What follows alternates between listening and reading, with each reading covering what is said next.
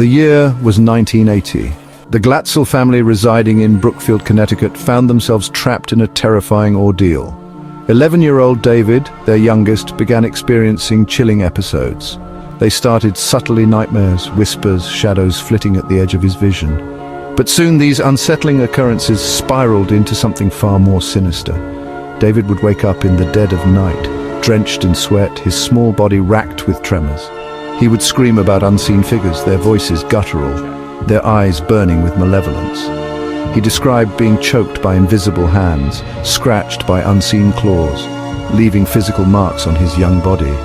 The family was bewildered. What was happening to their little boy? With medical science failing to provide answers, the Glatzels turned to a different kind of expertise, the paranormal. They were desperate, clutching at any hope of saving their son. Little did they know their plea for help would plunge them deeper into a maelstrom of fear, controversy, and ultimately tragedy.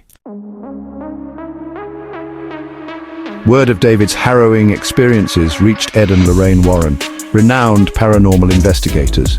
The Warrens, no strangers to the dark underbelly of the supernatural, answered the family's desperate plea. Ed, a demonologist, and Lorraine, a clairvoyant, had dedicated their lives to confronting the unknown.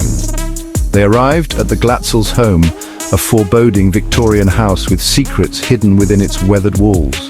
Lorraine, with her extraordinary sensitivity to the spirit realm, claimed to feel an overwhelming demonic presence. She described it as oppressive, dark, and brimming with raw hatred. Ed believed David was not merely haunted, he was possessed, held captive by multiple malevolent entities. Their findings sent a chill down the spines of the Glatzels. The thought of their beloved David being used as a vessel by demonic forces was almost unbearable. They believed they could help David, but the process would be harrowing, a terrifying battle against the forces of darkness. With trepidation and a sliver of hope, the Glatzel family agreed to let the Warrens attempt to exorcise the demons from their son. The stage was set for a chilling confrontation, a desperate attempt to wrest control of David's soul from the clutches of evil. The atmosphere in the house crackled with tension as the Warrens, along with several priests, prepared for the exorcism. Religious icons were placed, prayers chanted, and the air grew thick with the smell of incense. As the ritual began, David's demeanor shifted dramatically. His childish innocence vanished, replaced by a chilling malevolence. His voice, distorted and guttural, spewed forth blasphemies and threats. He thrashed against the restraints, his small body imbued with unnatural strength. The witnesses, their faces etched with fear, watched as an unseen battle raged. The priests, their voices rising in unison, continued their fervent prayers, their words a weapon against the darkness. The exorcism, a grueling battle between light and shadow, spanned several days. The air in the room grew heavy, punctuated by David's screams, the chanting of the priests, and the unsettling sounds of furniture moving inexplicably. Lorraine, her face pale with exertion, documented the events, her diary entries filled with chilling details. Throughout this terrifying ordeal, the Glatzel family remained steadfast in their hope for David's deliverance. While the Warrens declared the exorcisms a success, a dark cloud of doubt began to loom over the case. Carl Glatzel, David's older brother, came forward with a shocking claim. He alleged that the entire demonic possession was a fabrication, a cruel hoax orchestrated by the Warrens for notoriety and financial gain. Carl painted a picture of a family manipulated, their fears exploited for profit. He claimed that David, instead of being possessed, suffered from undiagnosed mental health issues, possibly schizophrenia, which explained his erratic behavior and hallucinations. Carl further alleged that his mother, under duress and influenced by the Warrens, had exaggerated David's condition, feeding into the narrative of demonic possession. The accusations sent shockwaves through the community and beyond. Had the Warrens, renowned for their work with the paranormal, crossed a line, exploiting a vulnerable family for their own benefit? The Glatzel family, once united in their terror, was now torn apart by conflicting accounts. David, older now, remained silent, his memories of that harrowing time shrouded in mystery. The question of whether David's possession was real or a cruel fabrication remained a source of debate, further fueled by the sensational trial that would soon grip the nation. The focus shifted from the alleged demonic possession to the very human drama unfolding within the Glatzel family. Section 5, a challenge to evil, Arne Johnson's plea.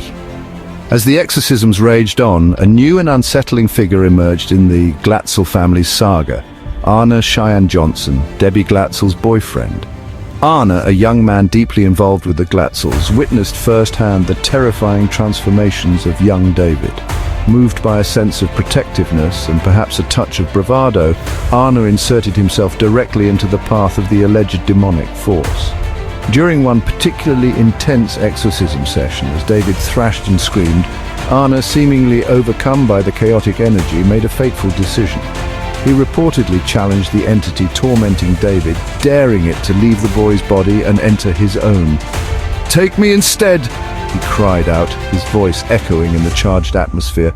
His act of defiance, whether foolish or courageous, marked a turning point in the narrative, shifting the focus from the possessed child to the man who dared to confront the devil himself. The repercussions of Arne's actions were swift and terrifying. Section 6. The demonic turn, Johnson's disturbing transformation. In the days and weeks following his bold challenge, Arne Johnson underwent a chilling transformation. The once easygoing young man became withdrawn, his demeanor shifting from affable to unnervingly intense. He complained of seeing demonic figures lurking in the shadows, their eyes burning with malevolent intent. He would fall into trance-like states, muttering incoherently about unseen forces and impending doom. Those closest to Arne noticed a disturbing change in his personality. He became prone to fits of rage, his temper flaring with the slightest provocation. He would lash out at those around him, his voice taking on a chillingly unfamiliar tone. The man who had once risked himself to protect his girlfriend's brother now seemed consumed by the very darkness he had challenged. His behavior became increasingly erratic, marked by bizarre incidents that defied explanation. His loved ones watched in horror as the man they knew seemed to vanish before their eyes, replaced by something dark and unknowable. The transformation was as swift as it was terrifying, leaving those around him to grapple with the chilling possibility that Arne Johnson had become a vessel for the demonic entity he had so bravely challenged. Section 7. A gruesome murder, the killing of Alan Bono. February 16, 1981. The sleepy town of Brookfield, Connecticut was about to be rocked by a brutal crime that would forever be linked to the alleged demonic possession of David Glatzel. Arne Johnson, his behavior growing increasingly erratic, found himself embroiled in a heated altercation with his landlord, Alan Bono. The confrontation, fueled by simmering tensions and perhaps fueled by the alleged demonic influence over Arne, escalated with terrifying speed. Witnesses recounted seeing Arne, his eyes glazed over and his demeanor chillingly detached, lunge at Bono with a pocket knife. The attack was brutal, frenzied, and seemingly driven by a rage that defied reason. Bono, caught completely off guard, stood no chance. He crumpled to the ground, his lifeblood staining the snow crimson. As police sirens wailed in the distance, Arne, seemingly snapping out of his trance-like state, stared down at his blood-soaked hands, his face a mask of shock and disbelief. The man who had once dared to challenge the devil now found himself facing a very real and earthly accusation: murder. Section 8, The Devil in the Courtroom, a sensational trial. The trial of Arne Johnson, which commenced in November 1981, captivated the nation. It was a case like no other, a bizarre collision of courtroom drama and the supernatural. The defense, led by the ambitious Martin Minella, decided on a controversial and unprecedented strategy. They would argue that Arne was not guilty by reason of demonic possession. The courtroom became a battleground for a different kind of justice. Witnesses for the prosecution recounted Arne's increasingly erratic behavior in the months leading up to the murder. They painted a picture of a man spiraling out of control, driven by a darkness he could not control. The prosecution argued that the alleged demonic possession was a convenient fabrication, a smokescreen obscuring Arne's violent tendencies and culpability in Bono's death. The defense countered with its own set of witnesses. They called upon the Warrens, who testified to the legitimacy of David Glatzel's possession and the very real danger posed by the demonic entity. The world watched with bated breath as the trial unfolded, captivated by the question at its heart. Could a person truly be controlled by an unseen evil, their actions dictated by a force beyond human comprehension?